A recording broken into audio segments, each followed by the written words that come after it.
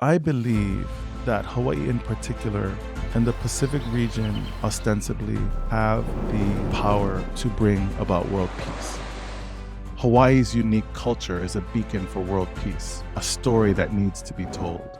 Wa in Samoan is the space between two people or someone and the environment. The relation is you have to attend the space, because if you don't attend the space, you lose connection with him. Hawaii has this power, but what plays into that power for me is this geography, that people get called here because it's a healing place. I think for me, the word is forsake. You really have to forsake your individuality and contribute to a larger whole. Our stories, our music, they're not just expressions, they're pathways to healing. We're in such critical need of healing that it's so much easier to click off rather than to dive in. And I think the more and more that we can engage people to not be afraid to dive in, it is okay for us to not get along for a moment if what it means is a lifetime of us celebrating each other. Greater Good Radio, connect, learn, heal, and grow is brought to you by Brain Gain Hawaii, a boutique executive recruiting, career development, and coaching firm. Learn more at braingainhi.com. Today's guest is Dr. Aaron Salā from Gravitas Pacifica. Thank you. Good morning. For coming. Thanks for having me. When somebody asks you, who are you? How are you explaining that? That's funny because when people ask me what I do, I actually don't know how to answer the question straight away. And part of it is because I wear a lot of different hats, right? So I'm an academic on one hand. I'm director of a Title III federal funding grant at the University of Hawaii, West Oahu. And then I'm a strategy and cultural consultant with creative firms. I think at the end, I'm a creative. And I delve into and thrive in storytelling and bringing story to the mainstream. And it's really that drives the work that I do. And so it's difficult to say, I'm a business person or I'm an economist or, I think what I am is a storyteller. What I am is a creative. How about a story then to describe who is Dr. Aaron Salā? Sure. I was born to a Hawaiian Chinese Portuguese mother and a Samoan father. In my youth, we lived in American Samoa. My paternal grandfather is a whaifeʻau, a minister, founder of a incredibly beautiful church in Tafuna. And my father, he was a flight attendant for American Airlines, turned airline founder and a business partner, founded South Pacific Island Airways. He's now a judge on the High Court of American Samoa. My mother was a dancer. She danced for Auntie Bella Richards in Kailua. And that took her into international marketplace at the age of 12. And she danced for many years, married my father. They moved to Samoa. She came back and was a mid-level executive at Outrigger Activities when Charo and Society of Seven were still performing. So I really am this child of the tourism industry. So I spent my youth in American Samoa and became an adult in Hawaii. Got into Kamehameha, went to Kamehameha, and then stayed home for college. And sort of the rest is history. How does that filter into the different kind of pieces of your vocation, as well as you didn't mention your music, which, our mutual friend, John Yamasato, I mentioned him, and Aaron Salā, and he's like, right, he's a super good pianist. Oh, that's very kind You didn't even of mention that, right? So yeah, that's kind of him. When we were in Samoa, I studied piano at Terry's piano studio in Leone, which is the village just adjacent to ours. And I think music is in my DNA because as a child, we would have these evening services. So in Samoa, every evening there's a period of time called Sa, and the family communes together to give thanks to God for the day. And so it's an extended family. There's 30, 40 of us living on the same compound. And this choir would just emerge out of my family. And I used to just be in awe. Like for me, that was like, there must be a God. There must be this universal convening power that brings people together to make this sound. And so that sound, I hear it right now as we're talking, that sound has informed really my whole life as a musician and as a creative. Came to Kamehameha. Kamehameha is a performing arts school. I studied piano through my undergraduate degree. And When I was young, I think we were visiting Grandma in Kailua, my maternal grandparents, one summer, and we had gone to a luau, Grandma and Grandpa and I. When we came home, I remember it's just raining just a little bit, and Grandma went to the piano in our living room. I thought that piano was mine because only I played it. And so she went to the piano. I thought she was going to call me over to the piano. She started playing. My jaw was on the ground. And she didn't play with any music. I had only known how to play with music on the music stand. And she started playing. So I ran over to the piano and sat next to her. The song that she was playing was Kalama'ula. And so she would start to teach me how to play Hawaiian style piano. As long as I maintained, you got to study Mozart and you have to do your Beethoven practices and your Chopin etudes and all of that. But I'll show you how to play a vamp after you practice. And so that continued really all the way through her passing. And I don't know, sensitivity led me to people like Mahi Beamer, Buddy Naluai, Auntie Leila, Hohu Kiaha, just these incredible pianists in Hawaii and in our town who had this ability and capacity to improvise and also to read music, right? So that really sort of drove where I went as a musician. I'll tell you just one more thing is that in high school at Kamehameha, the trajectory of my life really was to be an opera singer, to be an opera conductor. I fell in love with classical music at Kamehameha, fell in love with voices like Maria Callas and Luciano Pavarotti and Mario del Monaco and Giuseppe Di Stefano and these incredible voices that sang on operatic stages. Les Sabalos took me as a voice student, and then he took me to his teacher, Neva Rego, who taught here in Kaimuki. And Neva had spent 30 years in Italy studying, and then came home to take care of an ailing father and opened a voice studio. And I stayed with her through her passing as well. And so I had, this trajectory toward conducting and opera singing. And I was in New York in the late 90s, studying with a husband and wife opera team, Sharon and Arturo Spinetti, and then got on a flight to come home and thought, okay, I'm going to start to wrap things up here, pack and move. And I think I realized on that flight that I wanted to live here, that I wanted to base my life here, that Hawaii and the Pacific region was a really important part of my DNA. And so reinvented or redirected who I was going to become, because you couldn't have a career in classical music and live here in the 90s. It's difficult today. And so came home and went back to school, got a master's and PhD in ethnomusicology, which really is, the study of humans making music. And that has informed really how I look at the work that I do now. Could you bust a tune, kind? Sure. Okay, let's see. Can I use this? Yeah, grab one right there. Yeah. It's a little early, but... Okay. Come sei bella, più bella stasera, Mariù. Splende un sorriso di stella negli occhi tuoi blu. Anche se avverso il destino domani sarà, oggi ti sono vicino perché sospirar, non pensar, parlami d'amore, Mariù.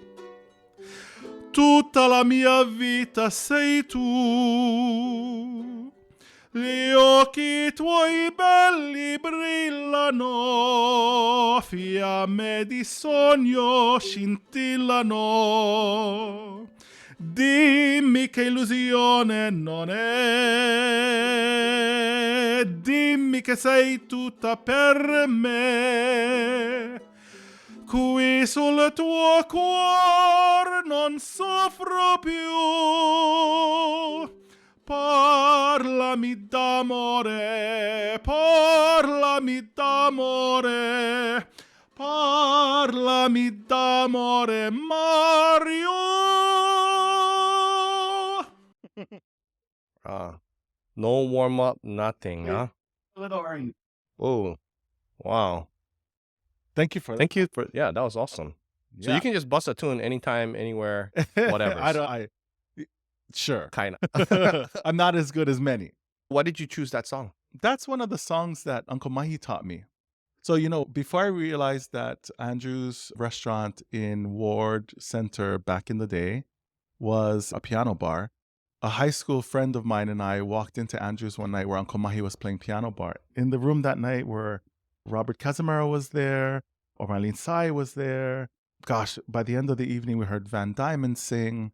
I think Auntie Nina Keliva Hamana came in that evening too. And that was like wow, and they all just flocked. Like it was like Uncle Mahi had this magnet around him that just brought people together. And what brought people to him was music.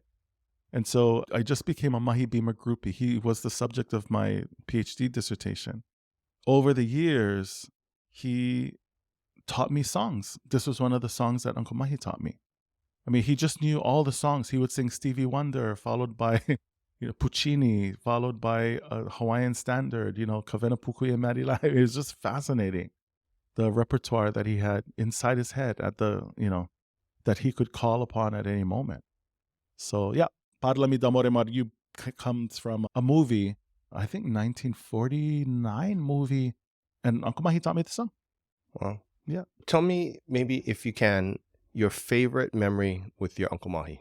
Uncle Mahi lived out at Kawela Bay on the North Shore and then moved to Punaluu. And in Punaluu, he stayed in one of the side homes on the property. And I remember us going to visit him once, and he had this way of eating. He had to eat across the plate from like left to right or right to left. It just had to be eaten in a certain way. And then he would move his food. He would eat, and then he would turn the plate and move his food, and eat and turn the plate and move his food. And it was like there was this specific process by which he ate. And so I just remember watching him. We were at Punaluu one night. I think we were just eating corned beef and onions and rice or something like that. And sitting there watching him, and he noticed me watching him eat. And he turned to me and he said, you see how messy your plate and how clean my plate? You should learn how to eat. It wasn't really a critique. It was, just us being together real in the moment. It's just one of many, many memories that I have with him. How about a memory or a story that moves you the most? When I started my PhD work, I knew that I wanted to honor him. I knew that I wanted to write about him. And I knew that I wanted to tell his story in as far as and in so much as he would allow me to tell it. And I think what was really enlightening to me was how absolutely genuine Uncle Mahi was, regardless of who was in his company or where he was. He never lost this childhood curiosity about the world, and it made him such a special human being. In Kailua, at Auntie Gay Beamer's home, is Helen Deshay Beamer's piano. And so we would meet there quite often. And just in the middle of conversation, he would stand up and walk to the piano and, play something that he hadn't played in decades, but something moved him in the moment, and he remembered words or he remembered a melody, and he would just replay all of these songs he and Don Ho wrote when they were at school together, or he and someone else, and just all these little ditties that helped him to remember moments. The songs were these opportunities to remember relationships, and these songs were these opportunities to remember situations or people in particular places. And I don't think that I can articulate one of these moments, but just this vast relationship over time with Uncle Mahi, and then this window into really his soul, and then his usage of these pieces. I mean, he wrote a little telephone song. He and his best friend and first cousin, Keola Beamer, he and Uncle Keola were very, very close, insatiably, inseparably close. And they would just, come up with these little ditties. Oh, this is my phone number. This is your phone number. That's it. All done, But it's just fascinating to think about the power of music and the way he used music to bring joy and peace to the world. You have music that flows through you. You have art that flows through you. You have academics. How do these connect? How would you describe that? I am an academic because I wanted knowledge to inform what I did as a creative. And so I don't consider myself an academic for the academy's sake. I really consider myself an academic for the artist's sake. And I believe that Hawaii in particular and the Pacific region ostensibly have the power to bring about world peace. And so in order for that to happen, we need to find ways of telling the stories, not just of ourselves as Native Hawaiians, but of this particular place as a local, incredible culture, and find ways for those stories to come to the mainstream. And for me, that's the power of tourism, because tourism necessarily engages with the other. And if we can find these connection points to remind us all that we come from the same humanity, then we're that much closer to finding peace with each other. And so, as you can imagine, my head is this and this and this and this. It's like shiny thing. My sort of internal world functions this way. But at the end of the day, my ultimate goal is to find ways to bring our stories to the mainstream. And my creative outlet naturally leads toward, working with entities like Disney, like Cirque du Soleil. It's really the stage production, songwriting, and those kinds. That's my creative path. For me, this starts to laser focus in. And this brings all of these voices in my head to that one point. And for me, that's the goal, is to find ways of uniquely telling Hawaii's story in order to bring about world peace. What are some examples of that? A story that is absolutely unique in the world. And by the story of Hawaii, what I really mean is that this genealogy of a native people and how that worldview informed an inclusion of diversity that doesn't exist anywhere else in the world. And so, for instance, I'll tell specific stories to myself, but when the plantations started, the first immigrants they brought in were single Chinese men. And they saw the single Chinese men going to do the work. They're going to come and they're going to do the work. Those single Chinese men came, and besides making babies with Native Hawaiian women, they also got into mischief, right? And so then the next group of immigrants that come in were Portuguese families from the Madeira, from Azores, right? And those Portuguese families, salt of the earth families, right? Like just close to the earth. My Chinese blood comes from two brothers. One brother, as I understand the story, one brother Americanized or, westernized his name to Victor. And so we're Victors from Kona, but we don't have, sort of German, European blood. My Portuguese blood comes from Faustina Cabral, who brought her children to Hawaii from Portugal and put them up in the orphanage in the back of Kalihi Valley.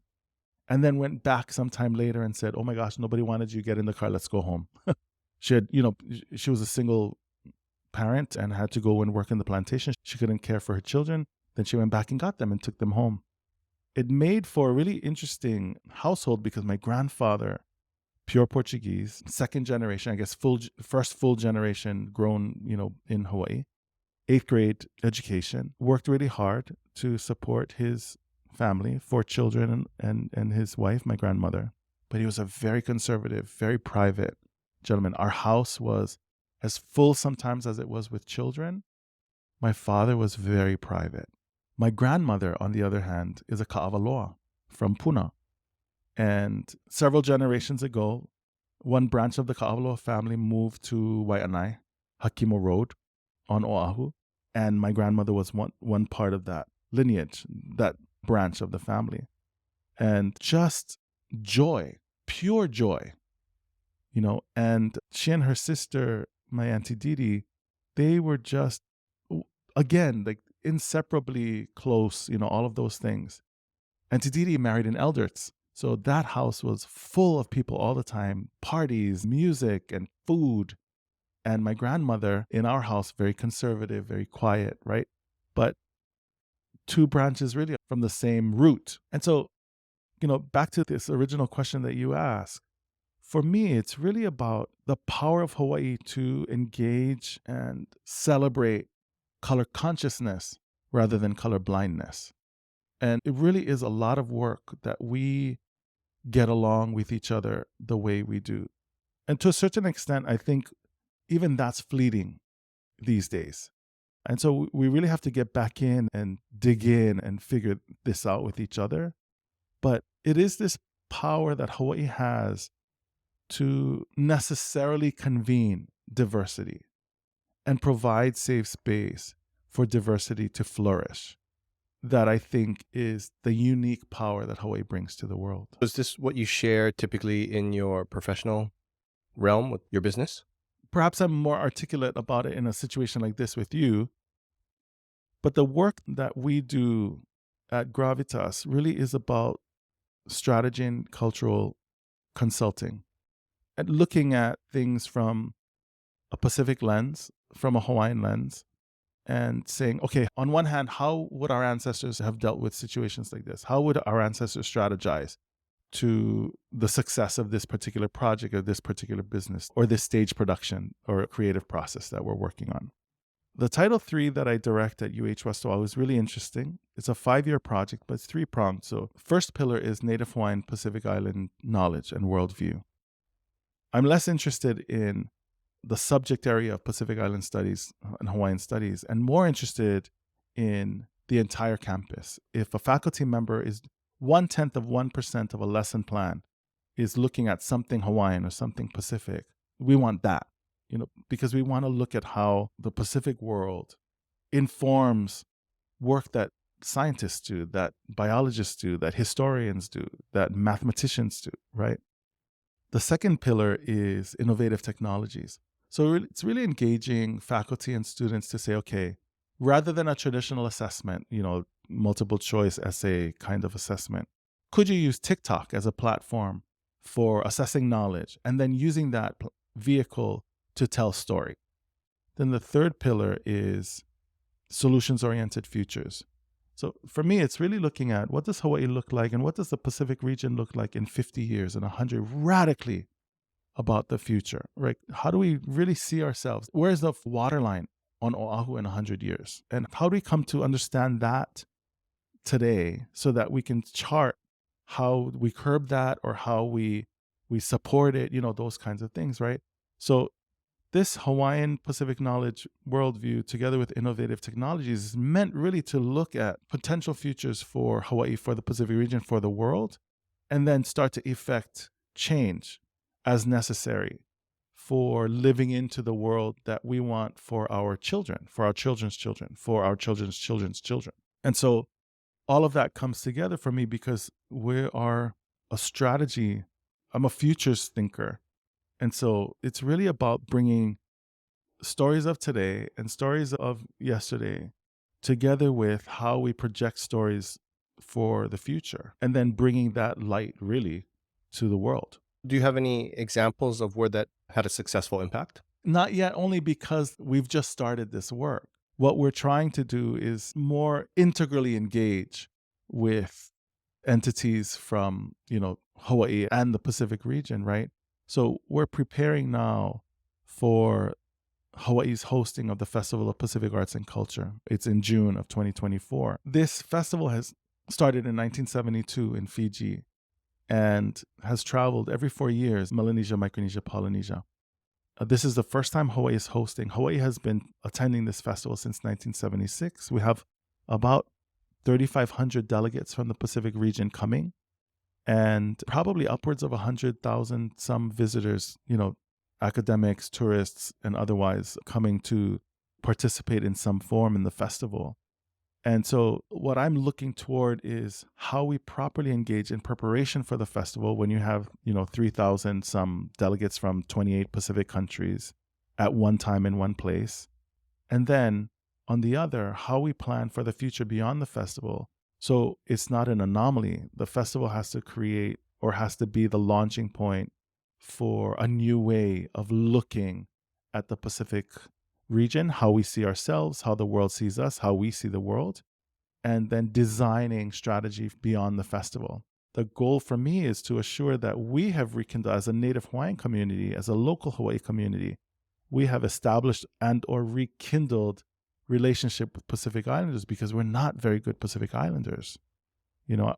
And so really assuring that what we've necessarily done is convene so that we understand the challenges that are being faced by our Pacific family. What ancient practices are you using in a modern day kind of format? If you follow how a lo'ikalo works, you're taking water from a stream and it goes into a series of taro ponds. Each variety of taro grows in a particular way with a particular temperature of water at a particular time of the year.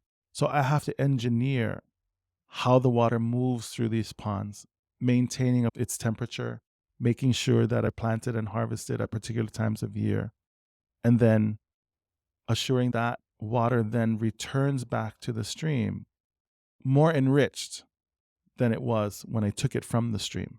So perhaps the most important premise is that I have to take it from the stream, but then I have to give it back to the stream. And the second thing is, what I've taken from the stream, I have to return in better condition. What's interesting about how we have built dams or po'owai in Olelo is that I can control the amount of water that comes into the irrigation channel by the amount of pohaku that I use to build height on the dam. If I need more water into the dam, then the dam has to be built higher, right? And more water gets channeled into the awai. If I don't need so much water, I can remove some of those pohaku so that the water can flow into the stream.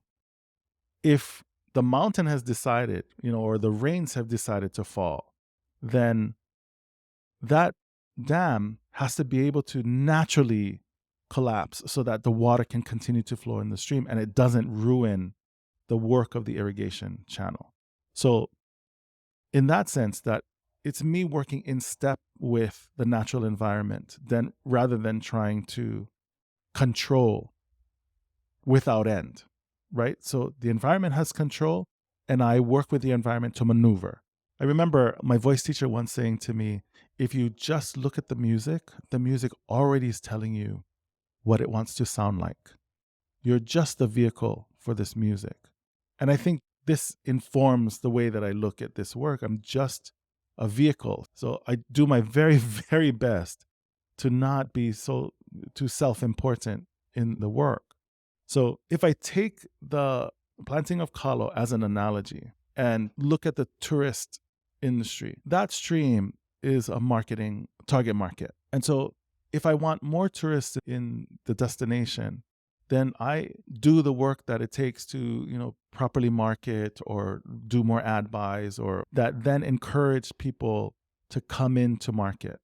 The thing is that in the destination, I also have to do the work in the destination to assure that like kalo have to be planted at particular times and particular seasons with particular water temperature, etc.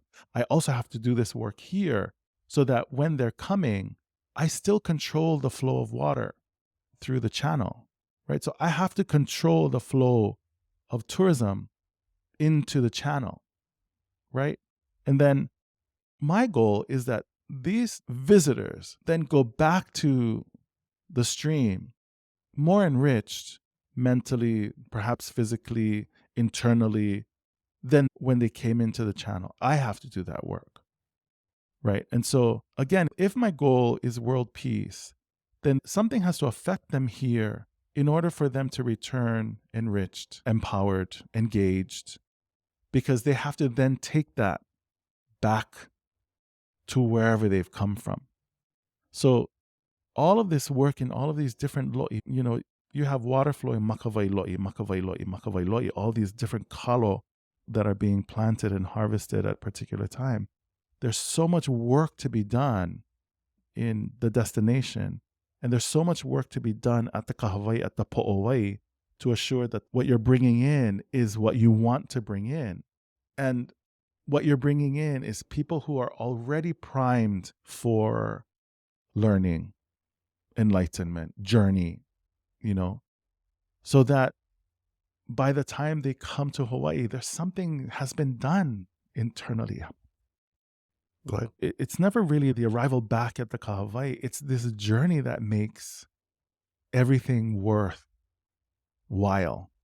So if I've done the work at the Kahawai, at the Po'owai, that the pohaku are placed properly, then the water that I'm bringing in is already primed to work with me in my series of lo'i ponds. We're already ready to do this work. It's hard work. It's really hard work. And so, we use definitely leisure market, we use these kinds of terms, but tourism is hard work. Tourism is hard work if the goal of what we are trying to do is change the way people think about the world. And I think, I cry because we're in such need of healing.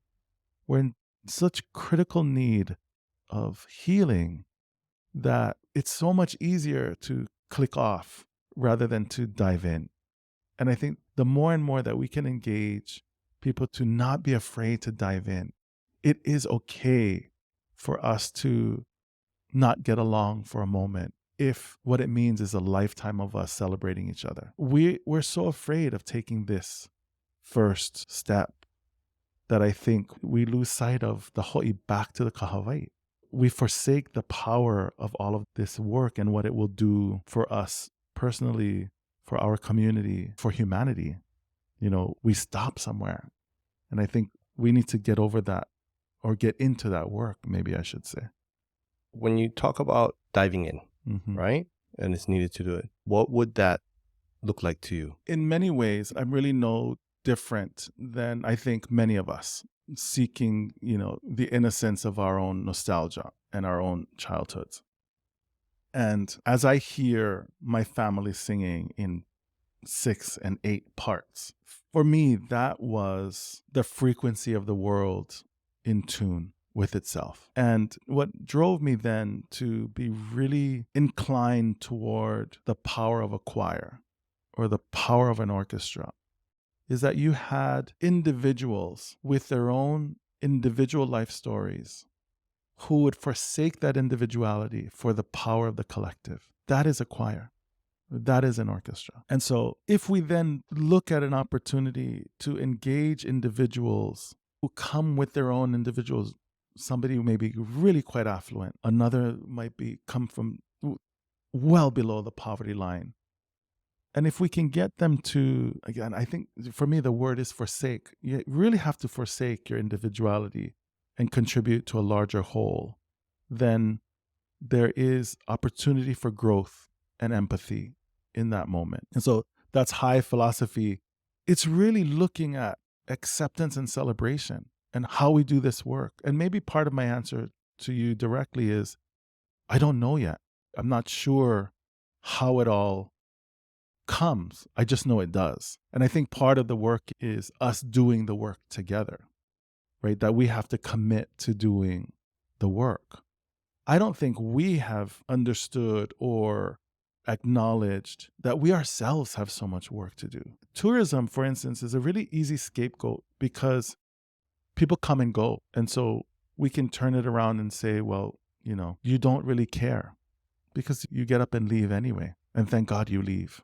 Because it's easier to place blame on this thing that we don't understand, we haven't really done the work in, than to sit across a table like this and say that we have work to do.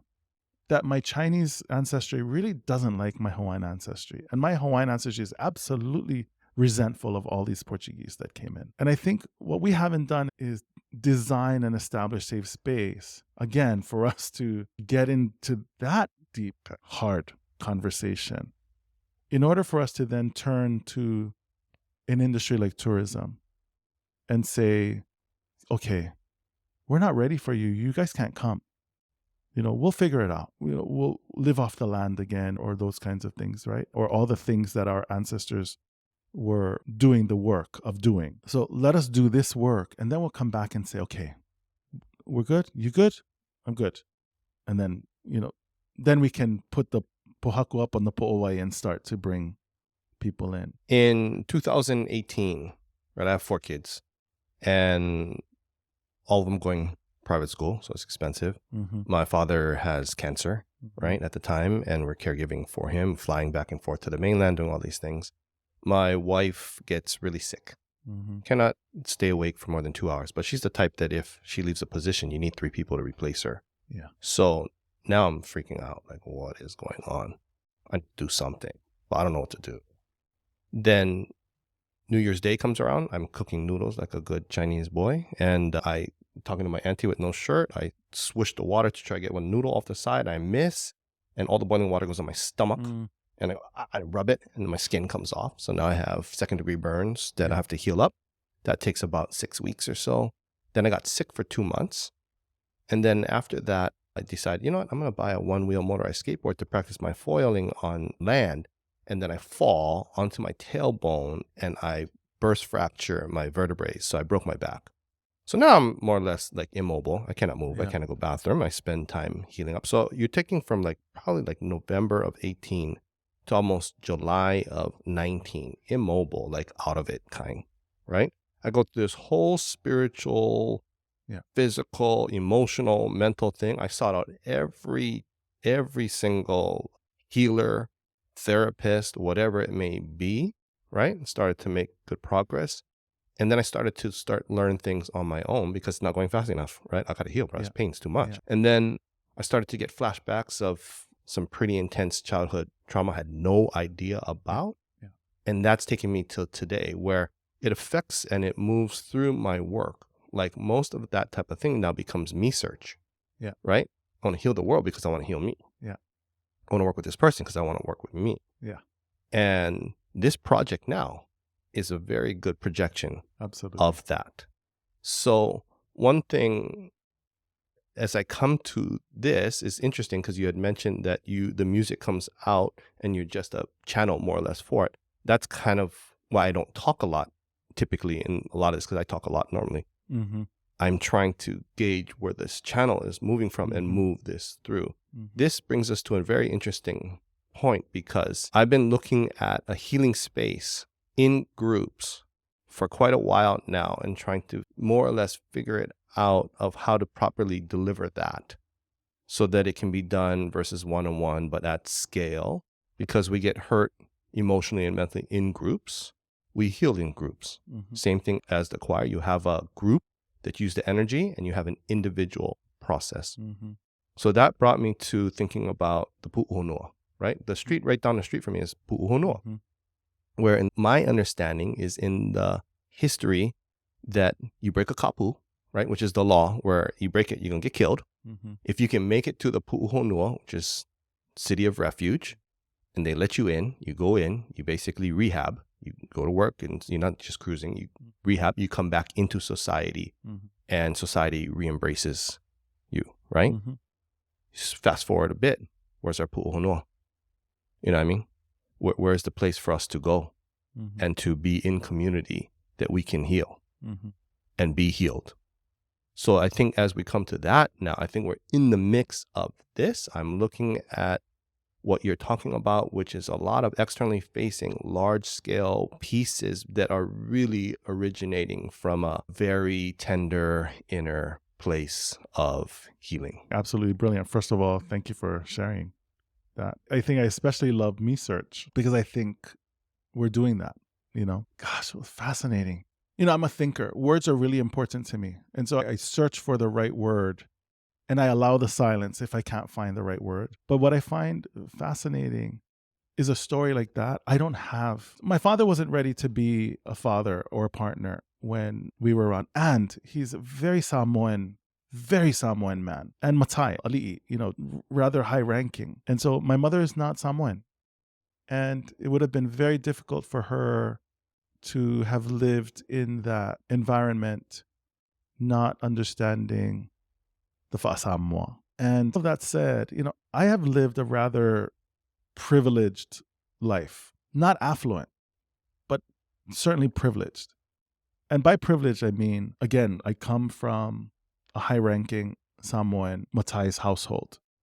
My grandfather was a minister. You have a minister and you've taken care of church and state within one family. You have what you need. My mother, she basically was a single mom, taking care of an entire household, her parents, us, and then whoever had to come, who needed space to stay, she took care of all of us. Even with all of that, I never wanted for anything. Everything, I would throw a fit and it would materialize, that kind of thing.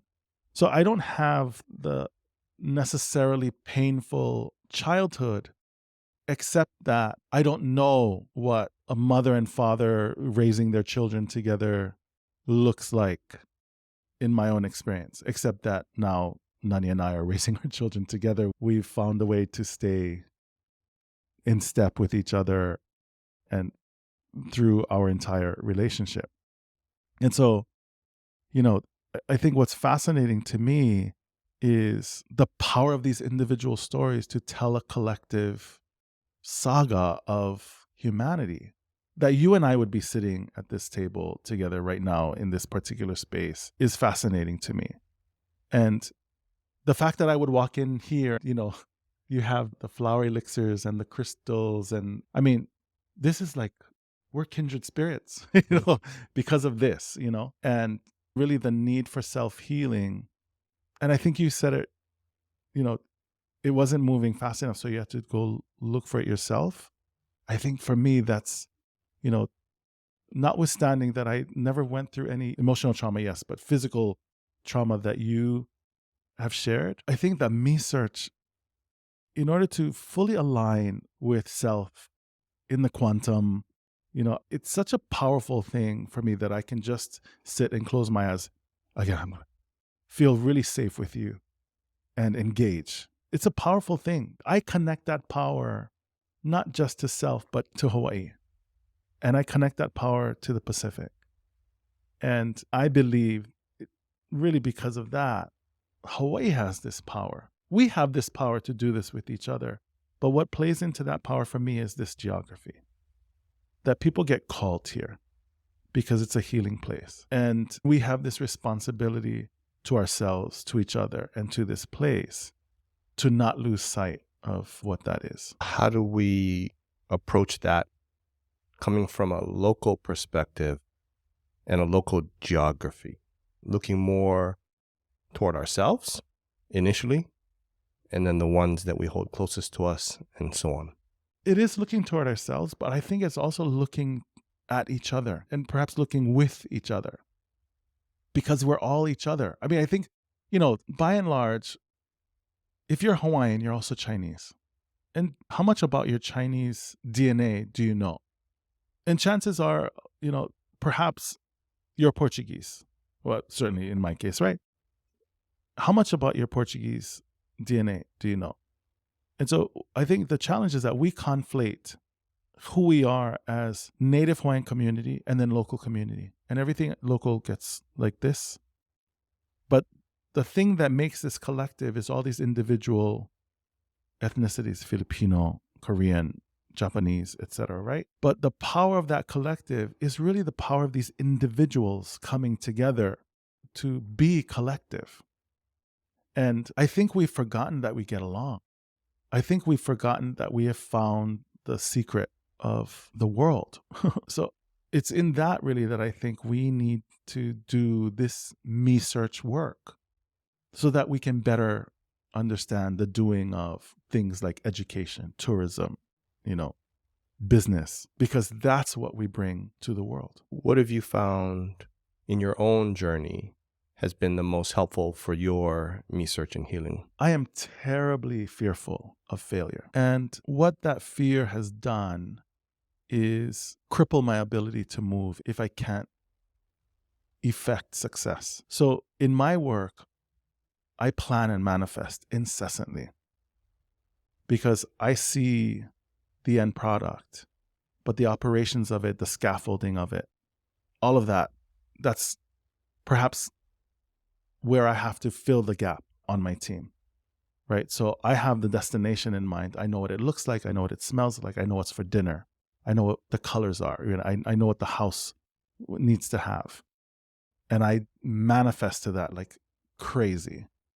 The scaffolding and the operations of it all is where I need the team to sort of, okay, in order to do this, you have to do this and this and this, those kinds of things. If we think about this as head thinks, heart, na'au, right? Yeah. Gut. And I don't know if this is what's going on, but what it looks like is you constantly go into your heart and gut, and then you're translating the thing to come out into a way that will make sense, or you feel will make sense to others. And how do I communicate this properly?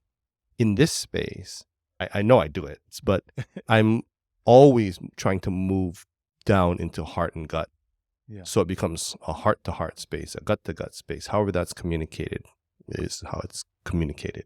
That energy for me is why I like doing this kind of engagement. I think when it comes into my head is that I've been trying to notice things like, how do we create the 21st century pu'uhonua where people can just be in order to have the space needed and provided to heal and release the burdens that we've been holding potentially for generations, and do it in a group format, because you can use the energy of the group to do an individual process, not so much in ceremony, but maybe what would be ceremony. How would that look? How would that be?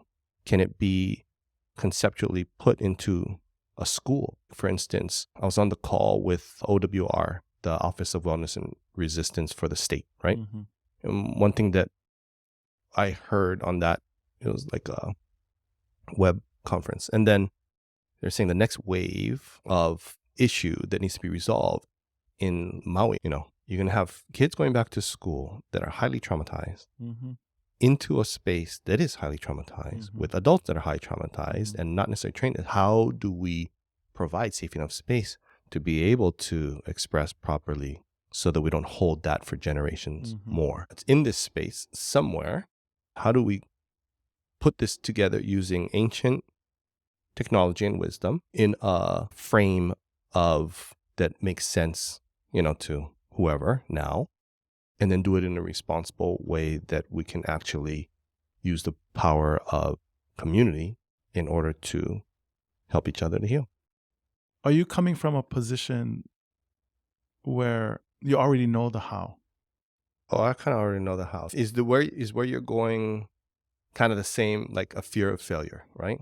Fear is something that I've been getting to know a lot better over the last number of years, especially in the last number of months, where, this would have been launched out of my thought a long time ago, normally, under normal circumstances. Right. Although I can say that, especially since I can remember, at least in the last months, I am gun shy. I'm worried if, how will this be accepted? Will anybody even come? What does that mean for me? It's a judgment in there. So then that leads to some sort of shame. I am bad. Somebody is shaming me. And that comes up. And then my protective parts jump in and say, you're not going. I think what I'm doing, even in this questioning, when I question to you, I kind of already know. But it's been, I have the block of actually implementing, which is super odd to me. I'm 50, but I swear for 40 something years of my life, I just launch. I don't know if I'll finish ever. Most of the time, never. Right? I'm really amazed or fascinated, interested in understanding why I am so fearful. And part of it for me is that my father is, these daddy parent upbringing issues, right? It wasn't a traumatic event that has sparked this, for me. I grew up in a house where my father's one of the most incredible orators. So you see me searching for words. My father has this beautiful art and knack for finding the right word for any or phrase, or because he's an incredible orator and he knows all of Samoan proverbs and all of the stories and all of the ancestors, and he finds ways to bring them together that you may not know, where he's going around Israel to get to Kailua, but he'll land at the end. It's just this incredible thing. And so I'm always hunting for words, building vocabulary, because that is the model, right? And so like to your point about launching, again, I see the destination, right? So when Maupiailug is talking to Nainoa and you see Tahiti, and you bringing Tahiti to the canoe, I see Tahiti, but I haven't done this work.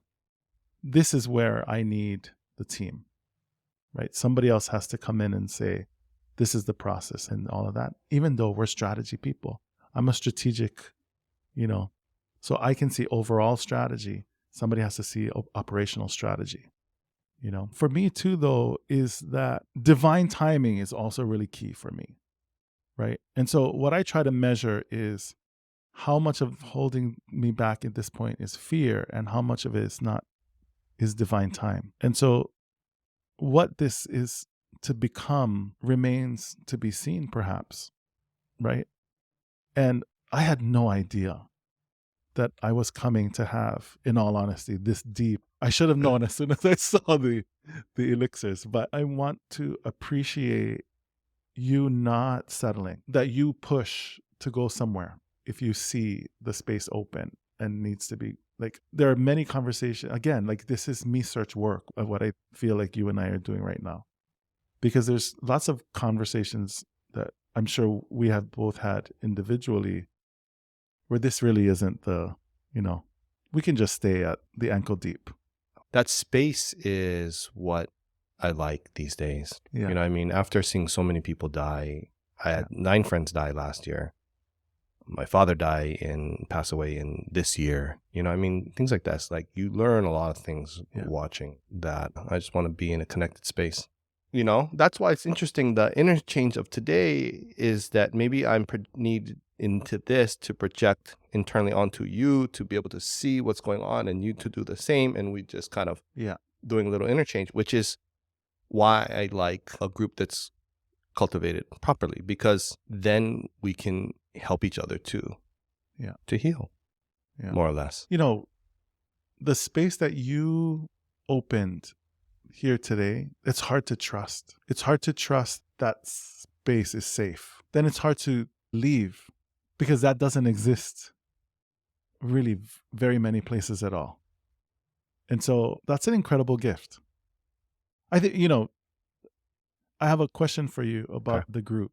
Does the group then participate in an engagement like this? It could. As a species. What are we looking for? That one, as the acronym that my daughter and I kind of came up with and are going with, is Shaka Vea, right? Seen, heard, acknowledged, appreciated, validated, empathized, and aloha. Wow. At the root, that's what we all need, because that Shaka Vea unlocks connection. Mm-hmm. And the connection is what we all need. Mm-hmm. When there's disconnection, then we have anger, disappointment, frustration, protest, and so on, right? And the connection at the root that's most important is the one between us and us, right? Then we have us and others, me and this space, us and our ancestry, us and nature. You know what I mean? You have all of the different connections. When something, us and our health, me and my vocation, right? So when those disconnections are weak or it's disconnected, we got problems, right? Distress, dysregulation. So everything to me is connection, which is what our mutual friend Pono Shim, who was passed, one of the 9 passed last year, so I like wear a shirt, would emphasize. In Samoan, Tongan, Maori, Hawaiian, we have this concept of va. Va in Samoan is the space between two people or someone and the environment, right? And so va can be quite large. It can be really very small. It is dependent on that relation, right? And the relation is multi-layered. It's personal. It's Matai driven, in the hierarchy driven. And then you have to teuleva. You have to attend the space. Because if you don't attend the space, you lose connection within, right?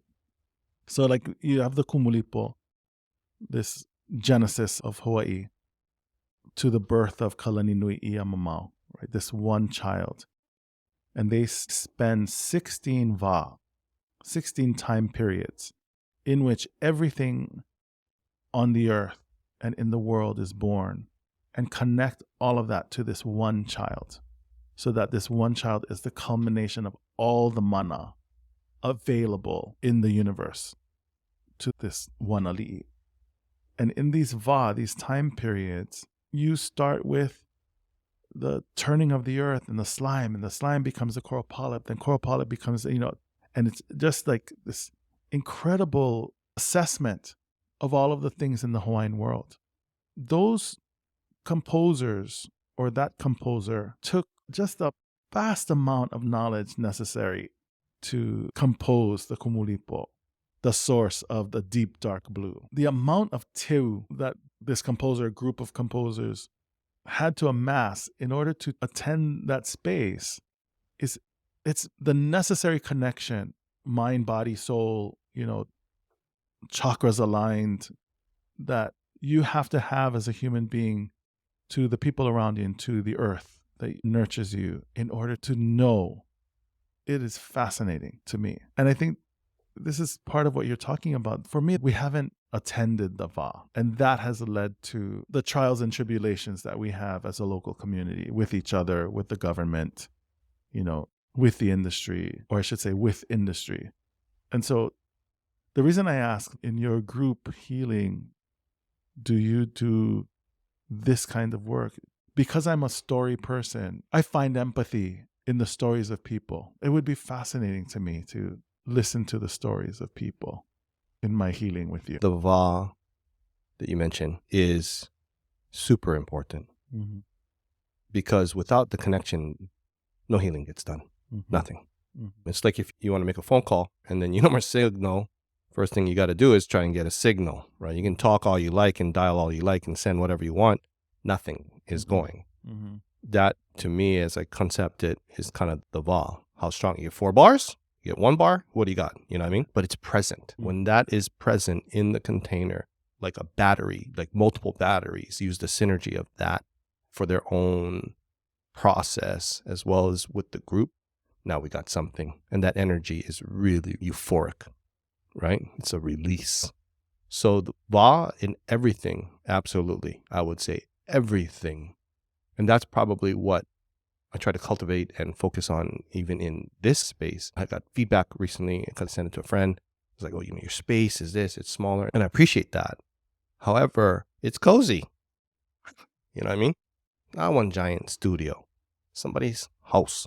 Yeah. It's like cruising with me in my house. We're talking story. We're connecting in a meaningful way that is not common. But that's the piece, right? The group's energy to help each other in an individual process. And then whatever is done in there allows people to return back to just being with no judgment. And then that allows people to share or not share, whatever feels right for them. And in the sharing, we understand each other. Depending on how that sharing is structured, it could be deeply connecting. And then you go, well, that was something, right? Even for me, someone's story, like in a group, somebody shares their story, and all of a sudden it's like, I got a burden release from me, from their story. And that, to me, is the healing power of the right group, which I constantly have been talking about for kind of a long time, but I'm in the process of getting there. At some point, I imagine these guests probably surprise themselves at how safe they feel by the end of the time, and what they've learned about themselves as you're learning from and about them. I would agree with that 100%. Yeah. It sounds like pretentious if I say it in the beginning, like at the end when we're done, if this moves the way that, I feel like we're moving, this will feel like a spiritual experience. Yeah. People would be like, I don't let go. I don't know about that one, bro. Right. So I don't say it. But when we're done, that's typically what is said. Would you acknowledge that you're a healer? Yeah. I mean, hence all my my paraphernalia. But I spend most of my time doing that. And the way that the healing typically works is rebuilding a connection between somebody and themselves. Yeah. And a lot of it's still me search on how we're doing this externally. how does that apply to me? And every time that someone else released their burden, mine too. Yeah. So it's not fully like altruistic. I help to heal others in order to heal myself. Mm-hmm. Good trade-off. Yeah. That's what I was thinking, because, in this work, right? And you are doing it through storytelling, through music and so on. Be a lot of energy depending on the space, right? Like this is energy sucking kind of work. Yeah. But in a different kind of space, it could be energizing. Yeah. Yeah. So then it becomes, how do you create the space where it's energizing for everyone? I mean, the last time we did this show, it was all about accomplishing, right? How do we accomplish? How do I get to become a U.S. Senator? How do I get to be the CEO of the bank? How do I get to be the co-founder of MySpace or so on? Mm-hmm. And then how do I do that also by utilizing community interaction and so on? And yes, it will be good because everyone will be doing community work, whether it's altruistic reasons or not, whatever. But it was always so tactical. Mm-hmm. My wife had asked me, she said, or somebody else asked me, it's like, well, who's going to listen? Who's your audience? This and that. And my take on that was, my audience is whoever resonates with this content. Yeah. And me and the guest. That's about it. Like, that's it. Well, the people that are supposed to find it will find it. The easiest way for me to explain this these days is, how often do you have a really deep connecting conversation with anybody? Yeah. So here's an opportunity to belong and feel like you belong in a space that's opening and welcome, and join us in this. Yeah. Feel like you're a part of it. Yeah. Share in that energy and mana'o. And then where it takes you is where it takes you, whatever.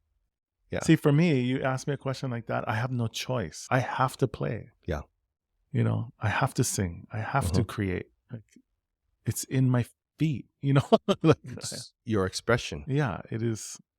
You block that, that's blocking the flow. You're going to have a problem. Right. Yeah. Right. I worked with Don Kani'aupio and Ruben Carrillo on what was supposed to be interview and song. And so we talked with Lena Alapavao, Kauai, Clifford Naiole on Maui, Kekuhi, Keali'io Haililani, in Big Island, and then Robert Casimiro here. So music and cultural people aligned on different islands. One of the things that I love about being a musician, I'm really so glad that the universe and the ancestors aligned me in this way, is that what music really teaches you, if you're paying attention, is how to listen. And when my voice teacher put that Verity score in front and she said, the work is already done, she said something to the effect of, God gave the composer the talent to put the music on the page. Your job is to realize that music in this lifetime. I just remember thinking to myself in that moment, how lucky I was to pay attention to my grandmother. How lucky I was to pay attention to Uncle Mahi. Like, to pay attention, like to teuleva. That every nuance then is meaningful. In Samoa, it's interesting in Samoa because in Samoa, you really have to pay attention to the matai in any given situation, because if an eyebrow is raised, that means something. If the finger is raised, somebody needs to have noticed that that finger is raised and what it means, right? And so it could just mean, bring me water, I'm thirsty, or, I'm going to move my finger and you guys have to bring all the fine mats around this, all of, it could be just a whole production. But in order to understand, you have to really pay attention to nuance. And maybe that's part of the reason that I'm so interested in terms of the me search, finding the right word, but also in engagements like this, at the beginning of the conversation, where we're going.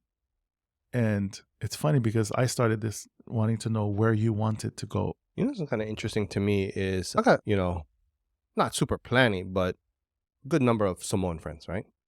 And when you look at like Samoans from the outside, my friends, they're big, kind of moky, you know what I mean? Like, you don't want to mess up. Like, one, I wouldn't even look at him if it was my friend. Like, I would, it's Sure. scary. Like, Yeah. I'm going to get lickings or what from this giant dude. But Yeah.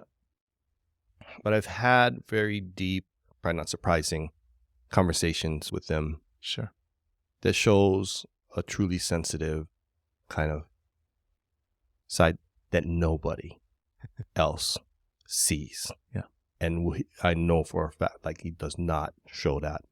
Like, the side is showing is, I'm gonna kick your ass. You know what I mean? Like, yeah. So it's interesting because when you're talking about the va, you're talking about these are very energy sensitive, like feeling types of beliefs and concepts. Whereas externally is so much like, you're not even getting to this because I'm gonna give you a crack first. But sometimes a crack means I love you. And then it becomes confusing, right? Okay. Samoans are actually we're very difficult, hard. And we're hard on each other. And so, my Samoan is not great. I use the wrong verbs, and I use the wrong quality of language all the time. If someone is at one hierarchical level, they're susunga. And, talo falau susunga. If they're off a higher level, afionga.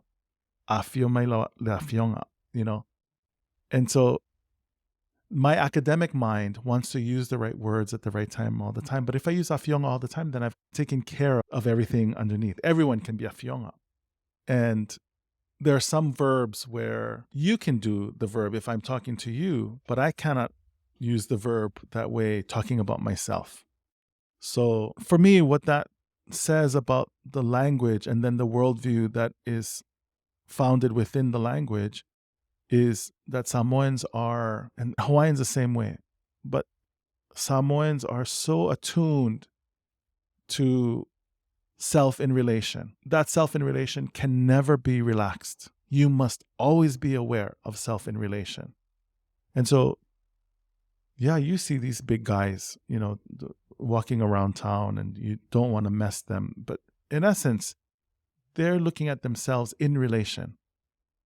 And so with a mother, with a grandmother, that va is really very different. With a whaifeʻao, with a matai, that va is very distinctly different. With each other, distinctly different. And so that understanding of culture takes so much work. I'm not one of those big brawny, in a very real way. I grew up in a Hawaiian household. But the power of the attention that needs to be paid to understanding that self in relation is key to understanding our particular place in the universe, right? And then you understand how you can be a vehicle for something rather than the progenitor of everything. I mean, I can imagine you having a conversation with them and learning so much. I can't imagine maybe what that would be like in a situation like this. I don't know if they would do it necessarily publicly, kind of like this. My wife, works at the DOE, runs our businesses, and then also is a practitioner for neurofeedback, which is kind of like physical therapy for your brain and so on. And we would have these discussions on our daily walks in regards to like, people opening up and sharing things and so on. I said, I don't have to ask most of the time. If I'm willing to just be there and listen, majority of the time people just say anything. Yeah. And this is why it's beautiful to watch the music flow through you, is that there's so much that wants to be expressed, typically in myself and in others, in an authentic and meaningful way without judgment of fitting into a certain kind of box that a lot of times people can't do it. Yeah. And you can see it kind of come out and and it gets pushed down or pushed away or so on. And when that is allowed to just be, then the results can be beautiful and extremely healing. Yeah. The parts of us that really want to express themselves want to express themselves. Yeah. Absolutely. Yeah. It is so much that you sit and you genuinely want to listen. You genuinely want to learn. But then it's all of this, right? Like the energy has to be a particular way. I didn't know what to expect. And I came in here, true, right? I mean, I came in here and the first thing I saw was this. And I thought, gosh, we know each other already. See, I'm going to cry. I was supposed to see that before I sat down. Because then there are things that we understand about aura and about energy and about chakra and about coherence that perhaps a va that may have been one size or attended in a particular way, we've attended that va without even knowing. we've already attended the va in order to prepare the space. So could it be that the va is already there, tended to, and so on, and then it was just only noticed at that point? Absolutely. Because the va is this greater existence, right? We're always tending va. Our tending is our commitment to what that tending is or what it looks like, because we can forsake it, we can ignore it. And even the ignoring of the va is attending to it, right? And so I think that's where we find ourselves now. We are stuck in a place that it gets harder and harder to get ourselves out of the quicksand. Part of it is there's so much noise around us all the time. And it's more and more and more difficult to stay the noise and transcend the chaos because there's so much of it around all the time. I'm hard pressed, though, to believe that, especially in a place like ours, where for generations we have lived together, eaten each other's food, housed each other's children, we've taken care of each other's families. I don't think we realize that we have actually fallen away from the power of that. We've taken it for granted for so long. And we've turned externally to blame our trials and tribulations on things that we really have absolute control over. And I think that if we come back to this va and till this va, that we can then turn to a visitor or an entire industry and say, okay, now we're ready. 5 million or 10 million, And not to say that we have the infrastructure for 10 million. We certainly don't. But because we've handled the internal pressures of our own community with and about and for and from each other, the pressure of all of this burdening this, no, we're good then. We've surrounded ourselves and each other with light. And that surrounding with light, nothing can then penetrate. That's all good. Then we can say, okay, we can't handle 10 million, 5 million can come this year. And we bring the 5 million in and we do the work and we send them home with light. And none of that really works unless we have malamad, malama ia keia kaiau, that this community is cared for, What's your vision for that then? Yeah. Your future vision for that? I don't think you're far from it at all. I think it is in the group. One of the things that Native Hawaiians are really, really bad at is acknowledging a Pacific Islander community in diaspora. That when I first went out to UH West Oahu, so UH West Oahu is just off the freeway. If I go up to Farrington or I go up to the Farrington Highway or go up to the freeway and I turn left, all the west side, that's my region, right? That's UH West Oahu region. So I called a friend of mine who I think she was doing her practicum or something as vice principal and said, is there a way that we can start bringing students to West Oahu? And because of the grant, that Title III grant is geared toward Native Hawaiian, retention and graduation. So I talked to Lauren and she tells me this fascinating story that at a school on the west side, you'll have Hawaiians who have been salt of the earth, on homestead land for generations. That's their land. And they're coming to this school. You also have the gentry Hawaiians who are moving into the brand new homes being built. And they can afford to live in these homes that, that cost a pretty penny. It's their land and they're coming to this school. And then you bring into that mix Micronesians, Marshallese, especially, who really don't care to be in Hawaii. Hawaii is not their paradise. But they cannot live on Bikini Atoll because of American history at Bikini Atoll. They have to be here. They've been displaced from their homeland. They have no home base. So you bring these two populations of Hawaiians together with Micronesians who don't care. You have chaos every day. Talking about your process of healing to bring the group together, that's a perfect demographic to bring healing in. These children from Micronesia who have an incredible history, to whom we owe our rekindling and reestablishing of relationship with Polynesian or Pacific voyaging, together with the Hawaiians who have been there for 8, 10 generations, together with Hawaiians who don't know about the west side, they're just moving in. Can you imagine the power of story in a group that includes Marshallese, talking about the bombing of Bikini. And the fact that we call a bikini is because of this atoll that no one can go to because it's full of radiation forever and ever and ever. Together with Hawaiians who understand Maui, who as Maui traversed the west side and lifted, dug this cave and moved this boulder and all of that. Together with Hawaiians who are coming from different stories from outside of the west side. I mean, it needs to be tilled. It needs to be attended. It needs you to sit there and open the space. And then to be attentive to the space because it is tension. It is tenuous. But that's part of the power of the space as well, is that it's dynamic. And so, you have to maintain the safety in the space. But once the space is open and we all respect it, then that's when power, that's when energy, that's when healing, that's when nuance and empathy, that's when that takes place. And so that's one group. And I think it's all part of the work that we need to do, because that relationship between the Native Hawaiian community and Pacific Islanders and diaspora is one relationship. We have to reconcile who we are with Chinese, who we are with Filipino, who we are with Korean. We all live here on an island group with finite resources. But we don't live like we have finite resources. We live in full abundance, as we should. But have we done the work to assure that we maintain that abundance? I don't think so. So then it's easy to blame business, visitor industry, outsiders.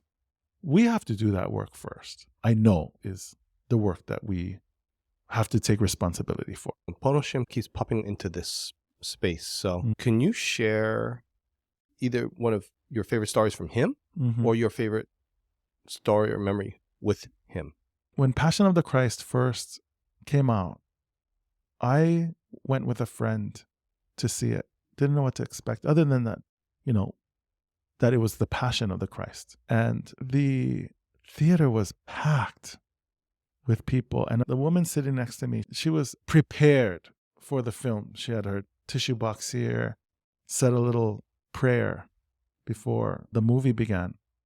Pono, at that time, owned that concierge business at Ward. He had gone to the front, and I don't know if he had seen the film or what, but he said, I have to say that if it were appropriate to offer a prayer, I really would offer a prayer. Some people in the front, several rows, probably told him, why don't you offer prayer? He offered prayer. For me, this was the power of Pono, that he could come into a situation tenuous as the energy is in the room and just offer a sense of calm. Even the way he handled, for me, those last several months, there is absolute grace and gratitude. For me, it's, sort of model, right? I hope that I remember that model. He shared with me once, the story that he shared with everyone, but I felt like it was particularly special because it was just him and I, him sharing with me the work that he did with his auntie Pilahi. And more than this whole idea of ALOHA, just that work of learning, from each other. That to me is the power of Pilahi's teaching about aloha. I also have to say that I think, in context to this, and I don't think Pono would disagree, but part of it for me is that conjuring thinkers and teachers like Pono, like Pilahi, like Kavena, Pukui, is that we also need to be really careful that what we don't do is put them on a pedestal that's too far for us to aspire or attain. Because if it's always the carrot that's just in front, I can never attain. And I don't think that any of them would be proud of us not attaining the greatness that they were aspiring to.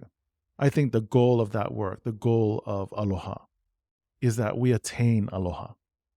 And then as we attain aloha, the more and more and more we understand that aloha is this ever abundant energy that has to be maintained. It has to be attended, And so I had become this part, like, we must let Pilahi rest. We must let Kavena rest. What they're trying to teach us is we have to do the work. It's not just a phrase that has been touted We have to do the work of aloha, akahai, It's really a directive to work is how she defined these attributes of aloha. So we can espouse the words, but if we're not doing the actual day-to-day maintenance, then we're just espousing. We're just talking. How would you explain your concept then, the way you understand it, of the aloha? And then how do you put in the work in story form? For me, aloha is at first a physical exchange. And by physical, I mean physical. We're sharing space. And then that sharing of space leads to a spiritual recognition, one of the other. And I don't know if that's deep or not deep, but it's really as simple as that for me. Because again, aloha is really understanding the va and then attending to the va. That acknowledgement of self in relation is core to knowing what aloha is. Aloha is abundant and ever present, but it's not this thing, that gift that keeps on giving unless you've tended it in that way, right? Aloha can certainly put a period on and not come and, decide it's going away, it's not coming back. I think that's where this misnomer is, that beautiful aloha spirit. It is a beautiful thing, but it isn't the thing that we have that you don't. Again, I think, I'm hearkening back to a visitor industry. What we haven't done is assure that they're attuned to the way that we expect, or aloha expects, to be treated in order for aloha to be ever abundant, ever resourced, ever bountiful, right? Ever fervent. And so for me, that physical interaction is key. And I don't mean physical and you and I are going to give a hug or shake hands or honi. What I really mean is the sharing of space. So we don't have to touch, but this is a physical engagement because we have acknowledged the va, right? And now we're working on the tending to that va. That is aloha. Is there anything that we didn't cover that you feel is appropriate or you want to cover? I think we went where we were supposed to go, and thank you for that. I'm really appreciative and grateful to you for this time and this va.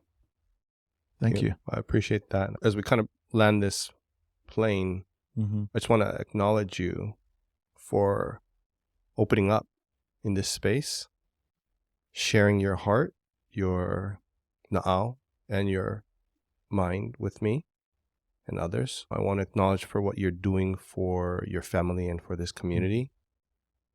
And I just appreciate you spending the time with me today. No, thank you. Thank you for the time.